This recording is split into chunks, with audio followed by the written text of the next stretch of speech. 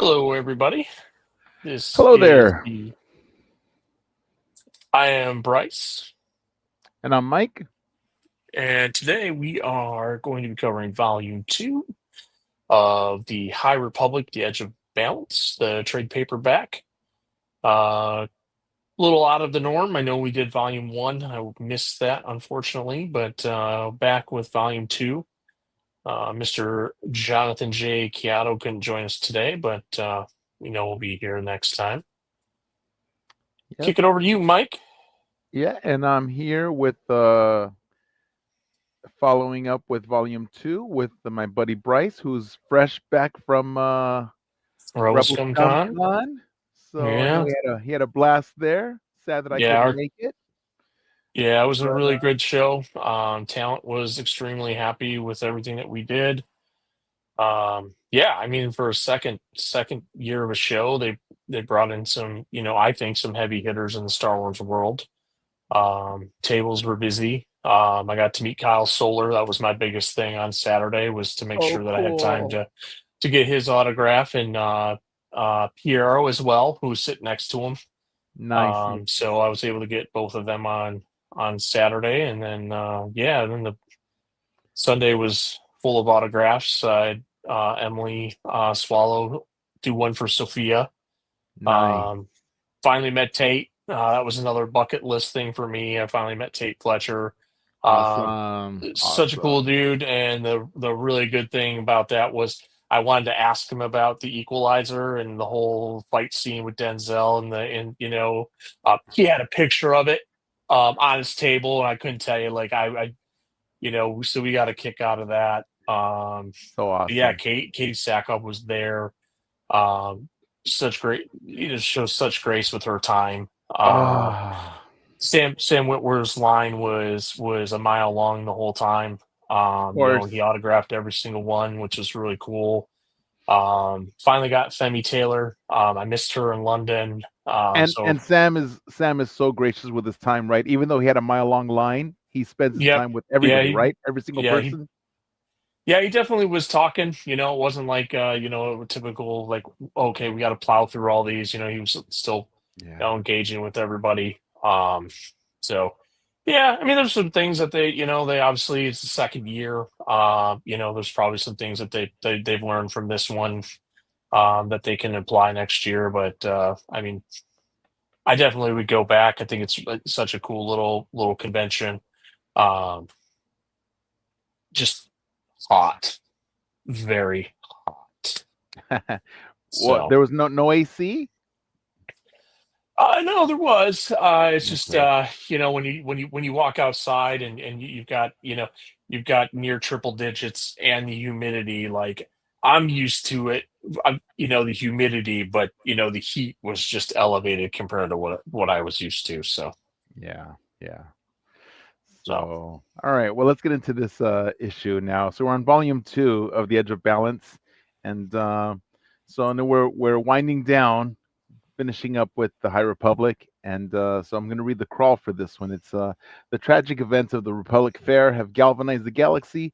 The Jedi and the Republic have gone on the offensive to stop the marauding Nile.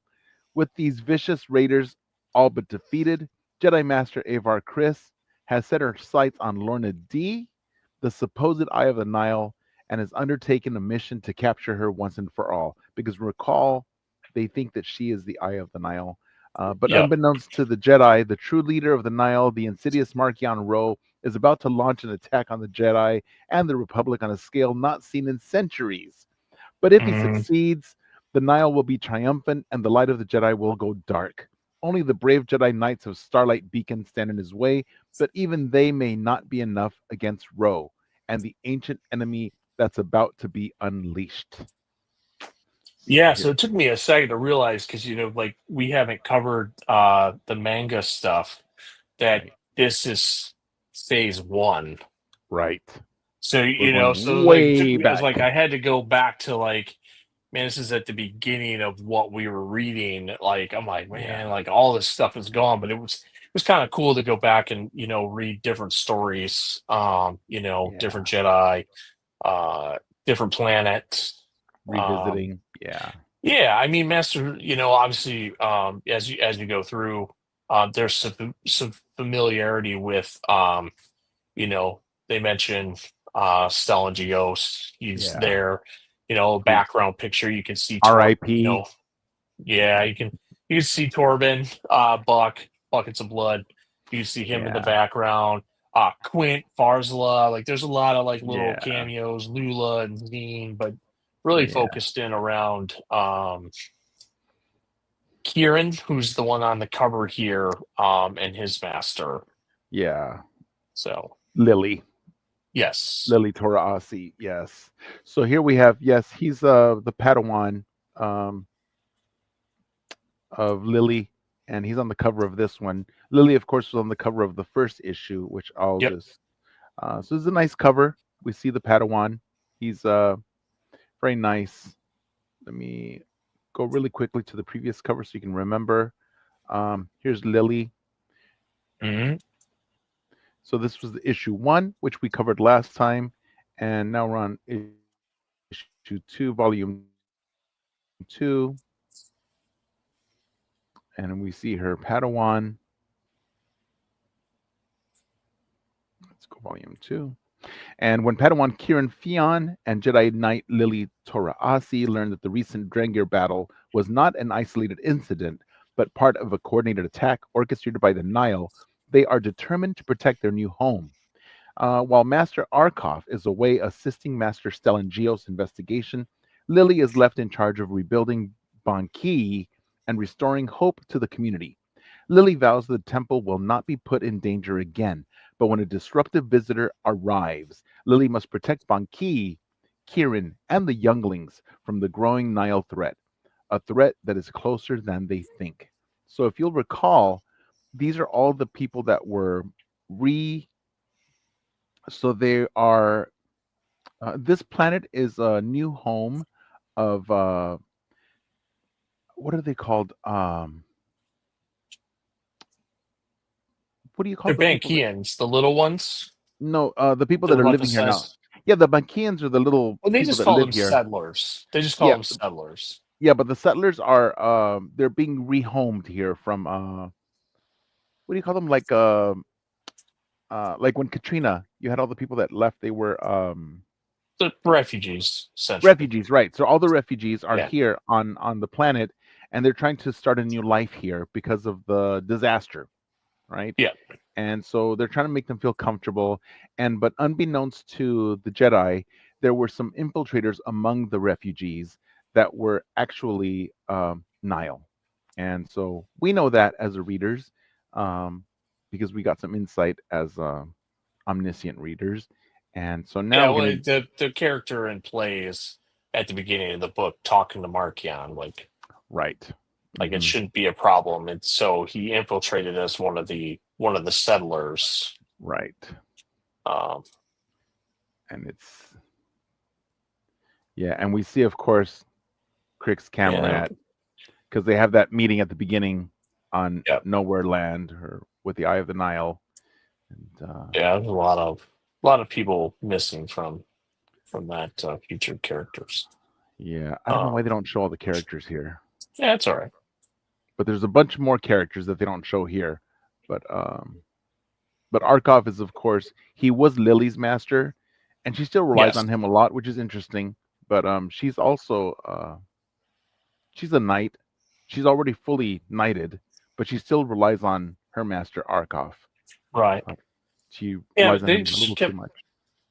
referring to Kieran referred to her as obviously master, but do we know that she was just a Jedi Knight? Was that said in Volume One? Didn't They really like say what rank she is, I guess, for lack of a but they better call her term. master. Yeah, they call her master, and Yeah, but but I don't know officially. Obi-Wan was also master, but as a Jedi Knight too in Hmm. Attack of the Clones. So, but we Right, understand where he was because we watched his progression basically go from right, Padawan to Knight to right. Council member and be Yeah, Master Obi-Wan. But I'm just right. curious on where she is. I would assume if she's still leaning on. on her master, you're probably right. She's a knight versus a Hmm. master. Right. So Well, I believe she is just a Jedi Knight, Lily Torasi, and her Padawan Kieran. And so they're with the resettlement of the planet, and Master Arkov has left the planet to help with the fight against the Nile.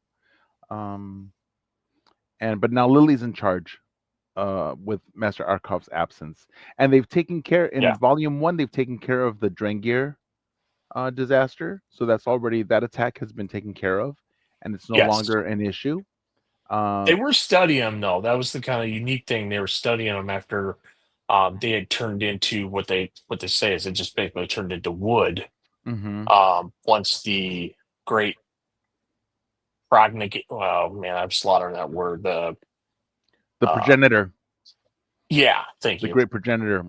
Yeah, Yeah. after that was defeated, then but they were also adapting to each different planet they were on. That Oh, was one right, thing that they were right. noticing. Yeah, and because the scientist, the doctor did say that one thing that happened unique to this planet is that the spores turned the affected the infected into wood, which is not something that we saw anywhere else in any other issue or in Mhm. any of the other books. So that was something unique to this planet. Yeah, So, and it has to do with the flora and fauna of this planet. So the Drengir did adapt and they incorporate whatever the flora and fauna of their planets where they end up.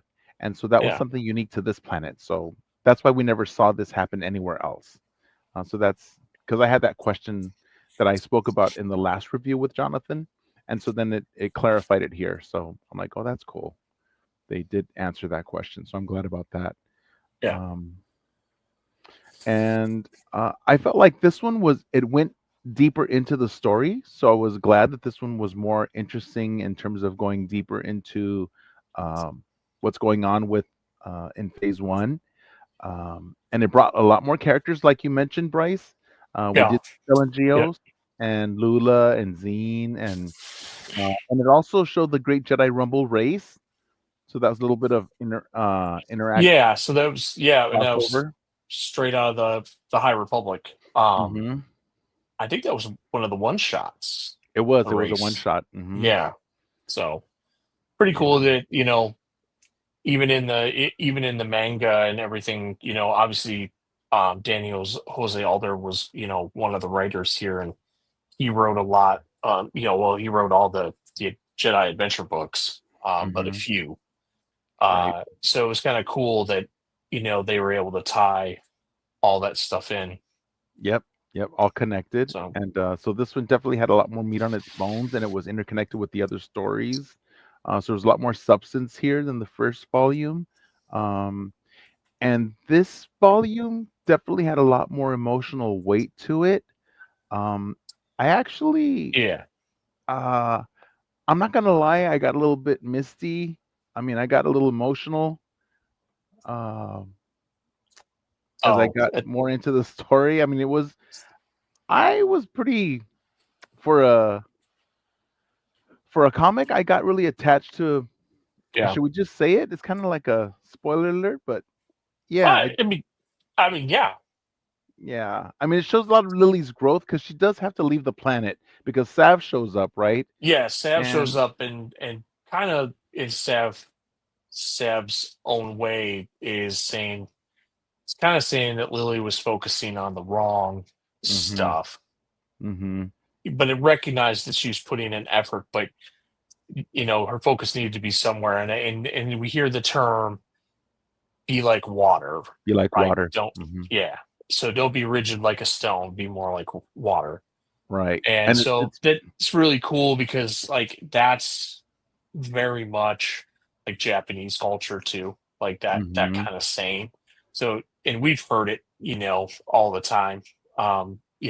In films and stuff that's a common term It that I've reminded heard me. several times. It reminded me of a lot of like Qui-Gon's teachings, you know. So it Hmm. was very like Qui-Gonish, right?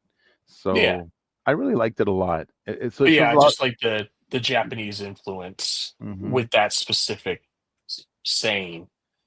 And I like how it showed that even though she's already a knight, she's still constantly learning. Hmm. And so there's still growth, and so Lily's still growing and learning even though she's a knight. And Right. and she's open to learning. So she wasn't offended, and she does. She's open to learning, and she leaves her Padawan in charge, and she takes the Well, younglings with her. she leaves Ruru Well, in yeah, charge, who is another Jedi. Ruru, And so Ruru, the rock one, right? um, yeah, so she's there. Yeah, she. And so Master Sav is there. And really, what Lily instructs Kieran to do is to keep an eye on Master On Sav. Sav. Yeah, she doesn't trust Master Um, Sav. it's not that she doesn't trust her. I don't think that was the way to do it. I just think she thought that Master Sav might take things too far. Yeah. And so she wanted to make sure that Kieran was, to protect the people kind of thing. Like still in that we need to Yeah. protect the temple, we need to protect this. And Master Saw was very much like, there's no reason we need to build a fortress and well, no, we need to do this. There was kind of a little bit of a back and forth there. Right. But then Lily took the two younglings to Hmm. Starlight. We see, the just as the race is beginning, so she thought it would be fun to do that Right. as a way of giving the younglings a break from what they've been having to do a lot, and she thought it would also be the fastest way to find Master Arkoff and Master Geos, Right. which ended up being correct.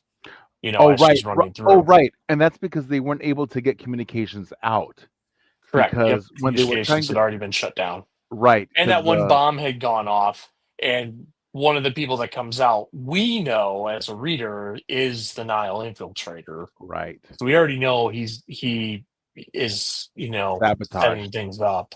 Right. Um, Right. and then, we learn, we she, talks to Master Geos and Master Arkoff, and they kind of make sense of everything and kind of send her back.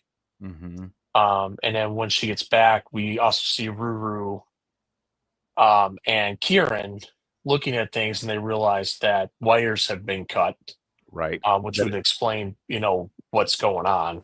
Yeah, And they realized then, it was sabotage. Hmm. yeah, and just as they make that realization, Master Stav's out and it sees that the Nile are about to, are coming down to attack. So then that starts the whole incident. So the Nile come down, they start their attack, and then it flashes to Lily coming in, not really having a ship like a Vector or anything like that. It's more of a cargo ship. Right. They kind of take some damage and crash into the forest, and from there we see them reunite with Master Sav and Kieran, and then the leads to the unfortunate incident that I know you're talking about, Yeah. where Kieran gets betrayed. the Hmm. younglings are still in the forest, and so Kieran said he would go after them, and Right. so but Master Sav went with him, and then they find the younglings. We're talking to the Biancans, I guess. Biancans is how they would. The Bankians. Yeah. Bankians, thank you. Talking to the Bankians and saying, "Hey, you should follow us." They Hmm. lead him to that Nile, I guess a Nile camp, for lack of a better word, because they have Right. that cannon there. Right. Um, and then Saab's trying to, you know, be patient, even though there's a sense of urgency. He's still trying to relay. We still also need to be patient. And that's where Kieran jumps in, takes He a does. Hmm. takes the lightsaber around the Nile, and then Because the next Nile, he thinks it's one of the villagers in yeah, danger, because he recognizes him. as a villager, Yeah. not knowing. Yeah, yeah. Let me show that panel because I think that really got to me, that tragic scene. So let me, with the Bankians,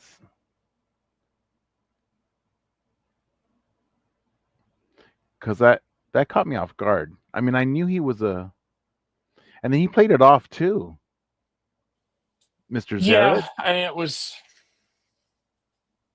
it was the perfect um Kylo Ren Han Solo. I mean, that's what it reminded me of, that betrayal.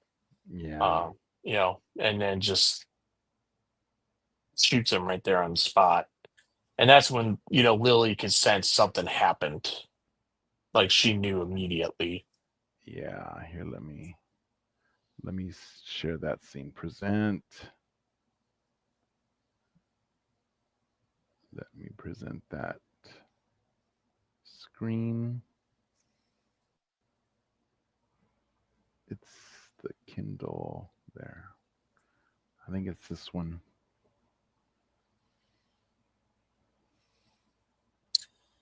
Yeah, you got to go a little bit further. That's when Lily shows back up. So, yeah, it Is should this be in the after? next couple. Yep, this is it, because then Saab goes. This is where they Here's find the the Bunkians. younglings. Yep. Mm-hmm. And this is where he's teaching the patients, and then the very next, yeah, he threatens Oh, the, there he is. yeah, So it looks like he's being captured. He's like Mr. Zaret, and he's yep, pretending to be captured. And he tells him, Kieran, no. Sav tells him right here, he's like, Kieran, no, don't go. Right? He's telling him, be patient. But he thinks that Mr. Zaret's in danger, so he goes out there to rescue Mr. Zaret, and Zaret's like yep, double crosses him and shoots him. yep, And that's when Lily feels it. She senses it. yeah, yep, And I thought that was just really so sad because poor Kieran, he was just like such a good Padawan too. yeah, yeah, He was and really good for it's Lily too. He was really good yeah, for her. Yeah. That's very much like when Obi-Wan has Qui-Gon, mhm. Sav has Kieran. Yeah, and even Saab, because after living for 1,000 years, I don't have the words to basically say that could comfort you, or something to that knowledge. Right. I think it should be on Yeah, the here. next slide is where he says it. Yeah. Oh no, it's the next one, I guess. Yeah, Yeah, even if I spent 1,000 years thinking about what to say, I'd have no words to comfort yeah, for you at a time like this. Yeah. yeah. So they definitely um take a moment, reflect, but then Saab's like, we've got to go, and she's like, I can't leave Kieran here, and Yeah. he's like, or she, as Saab's like, Kieran is one with the Force. The only thing left here is his body. Right. Um, so Crude stuff, crude matter. This is right. It reminds me of yeah, Yoda yeah, yeah, a little bit. when he talks about that. That's not what matters. It's Yeah. the force stuff is what's gone. Oh yeah. I just felt like this volume two really had a lot more substance, a lot of more interconnectedness with everything, and Mhm. really gave us a lot more emotional weight, more substance, more tragic loss. The art was really superb, really Yeah. striking visuals. And we also Uh, learn that at the end of this book, is Starlight Beacon. Well, one, they actually end up destroying the temple themselves and burying mhm. whatever the Nile could have gotten. Oh, Lily, So that right, was, right. Lily yeah. does. So Saab, I think, hits it with the cannon one more time from Hmm. what it looks like, and then um Saab comes or Lily comes in with the Vector. Yeah, right there. Yeah, Sav does here. Yeah, because they sabotage it because they wanted to get something from it.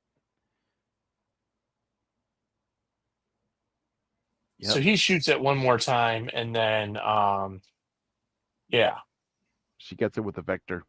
yep, Yep. And that really like ruins their plans, whatever they wanted. correct. And then shortly after that, yeah, then we learn this the fall of Starlight Beacon, and then the call home that we're so familiar with, and so Yeah. everybody leaves but Master Sav and Lily, Lily. and Yeah. then yeah, and then it picks up basically with the next volume three, which um, if I'm not She's mistaken, that one starts to center around the younglings. If I'm not mistaken, they're on the volume three. let me see the cover. Ooh, it's Arkoff on the cover. Nice. Is it Archive? Maybe it's volume four that the younglings are on. I don't know. Yeah, the kids are on the volume 4. Volume Okay, 3 is gonna that's have okay. Arkoff, yeah. Cool. But yeah, the she stays and she's gonna train the Bankians because Yep. that's their planet. Yep. So, the Bankians they're serious. They want to protect their planet. They live there. Yeah, it's That's funny. their home. They're like orc-sized Ewoks. They remind me of Angry Birds. Oh,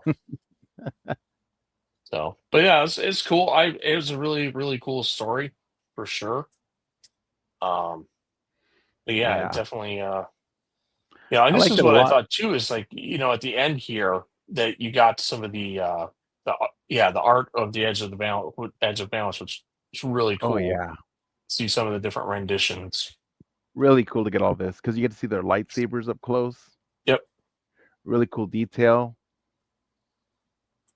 The Bankians. Hmm. There's Didi. Sav. The starships. Yeah, Starship. I know it's like that classic, almost like shuttle looking that you see like in Rebels. Yeah. But but it also looks like a cross with the Trailblazer from Star Wars Outlaws as well, Hmm. a little bit. So it's pretty neat. But yeah, we get a lot of art. Usually you have to pay Yeah. extra for this art. It's in a separate volume, but it's cool that they give it to you here at the end. Nice little bonus. Yeah. The only I thing thought that so. It's like really Jonathan cool. was saying, he wishes it were in color. But then I thought, this would be really cool. That's just not how they do it. So the Yeah. black and white and like how they use, shading and everything like that to draw depth. It's really cool. Mhm. But this would make a cool coloring book. Yeah, I mean, yeah, if they did combine all the art stuff and then let you kind of like color it the If way you want if you had to, your that would coloring be pretty cool. pencils, with your coloring Yeah. pencils, you can go in and shade it in because Yeah. that would be pretty fun. This is a nice lightsaber. Yeah. The little Bankians. Yeah. So I like this volume. I thought it was an improvement over the previous one. Um, we got some elevated narrative stakes, emotional resonance, character growth, Yeah. uh, shocking betrayal. You know, there were some bridging ties to the other High Republic stories. There Very was some cool. gorgeous art that enhanced the immersive experience. Hmm. This one really tied things together more than the first volume, I thought. Um, so I really enjoyed it a lot. So, what did you think, Bryce? Yeah, I really liked it. This was I had to catch up, obviously. But was my first manga book I've ever read. I know it's not the traditional back to front reading like most mangas are, but pretty cool. It was a quick read, 142 pages, including the art gallery. It went by really quick. Um, Mm-hmm. so it was definitely engaging. It was a really neat take. I thought it tied into, phase one really well, Mm-hmm. with how it tied in Starlight and tied in those main characters that were also there at the time, tied into the High Republic Adventures comic books. So Mhm. yeah, really, really cool. Yep. Looking forward to reading Volume 3. Learn Yep. more about Master Arkoff. And we'll have that review for you here too. So thanks for joining Mhm. us. And maybe we'll have all three of us for that volume 3. That'll be the Hopefully. magic number. Yeah.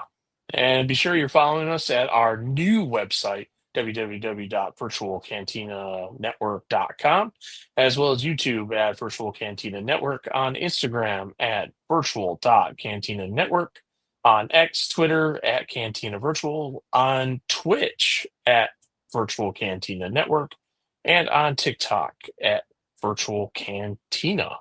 And make sure that you like the Virtual Cantina Network Star Wars Celebration Los Angeles 2027 Facebook page. We are well on our way to 100,000 members. We're at 99,000 plus. So if you're not already a member, head on over there. We're all about Star Wars. Largest fan group And if you are a in the member, galaxy. invite a few friends so we can get to that 100,000. And because we're gonna have, I'm sure, another Yeah. Pretty sure we're going to have another giveaway. Another giveaway. Sure we'll have something. All right. Well, you guys all take care. We'll see you next Thanks time. for tuning in. May the force be with you. Live long and prosper.